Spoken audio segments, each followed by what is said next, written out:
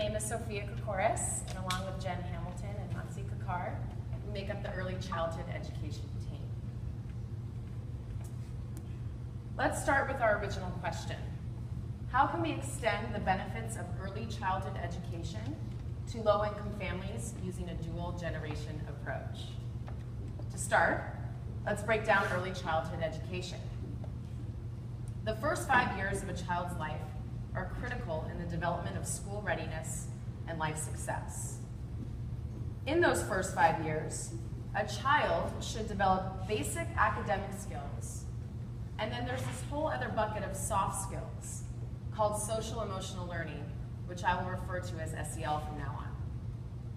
Among these SEL skills is something really key: the ability to recognize and manage your emotions. Let's now take a look at the low-income families we set out to serve. Our research landed us in the Castlemont neighborhood in East Oakland, a vibrant community in many ways, yet it is nationally recognized for its extreme prevalence of trauma. The murder rate is 7 times the national rate, and rarely a week goes by where you don't hear of a violent story in the news. But what does all this trauma mean? Something experts have defined as toxic stress: strong, frequent, and prolonged adversity.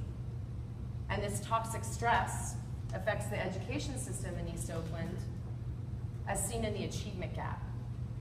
Castlemont High is one of the lowest performing schools in all of Oakland, and almost half of the students drop out before they graduate.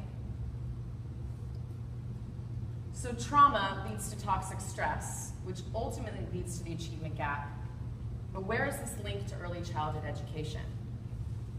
Well, we met Miriam Dimler, mental health expert and partner to Tipping Point.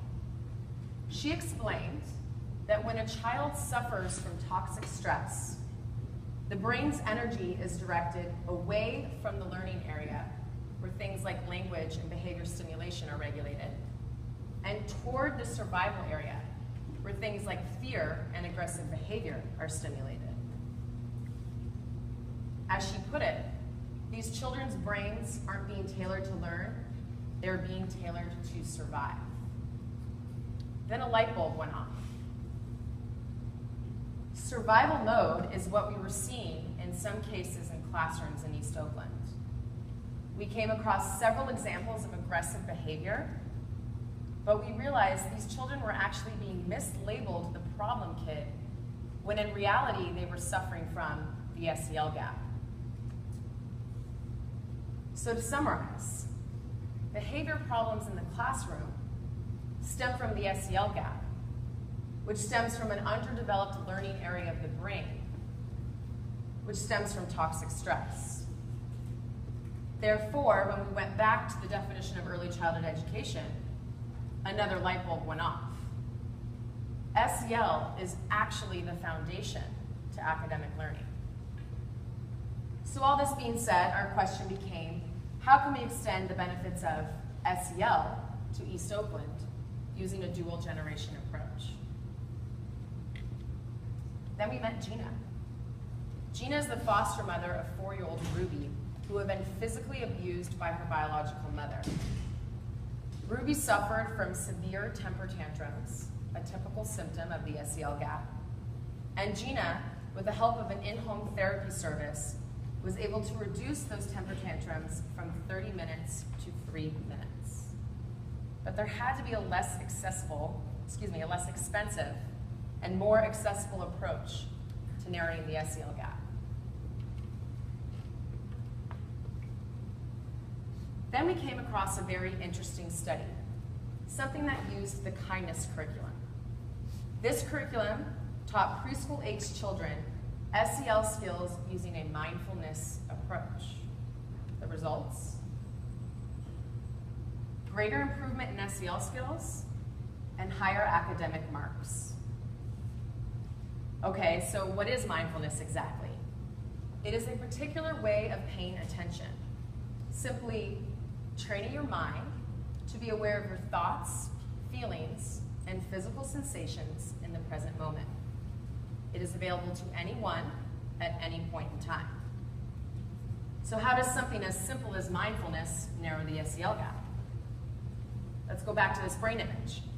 So if toxic stress directs the energy here to the survival area, mindfulness redirects the energy here to the learning area, therefore helping to get the child ready for school. So our question was narrowed yet again. How can we extend the benefits of mindfulness to East Oakland using a dual generation approach? But how would we teach mindfulness to children who are not yet in school? Here's where the dual generation part comes in. We saw that parents themselves had an SEL gap. They were modeling, as all parents do, how to cope, or in some cases not cope, with their traumatic experiences, and their children, as all children do, were soaking it up like sponges. Another light bulb went off. We realized that much like an oxygen mask on an airplane, parents needed to help themselves first before helping their child. And thus was born the parent well, a concept that addresses the very question we had narrowed down to. How might we teach mindfulness to East Oakland parents first, and then show them how to teach it to their children?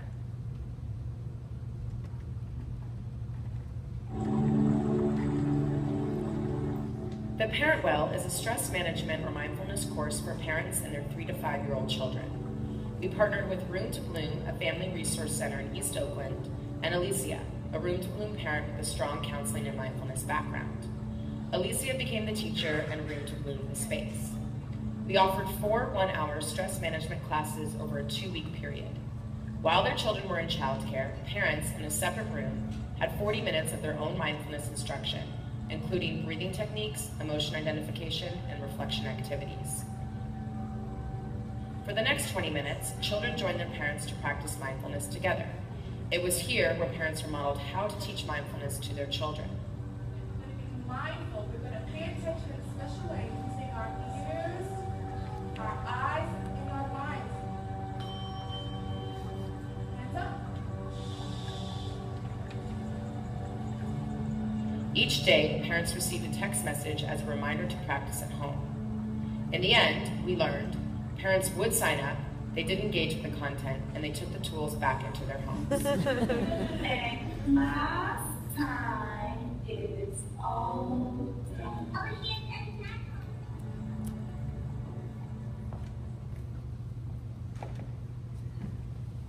So yes, we learned that in East Oakland, parents can actually learn mindfulness, and they will teach it to their children when modeled how to do so. We are very excited to present more of our trial findings once we break out into workshops. Thank you.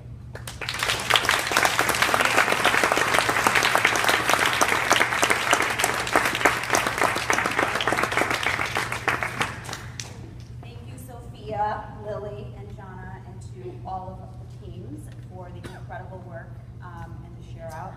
We are now going to transition into the interactive workshop so you can dig in.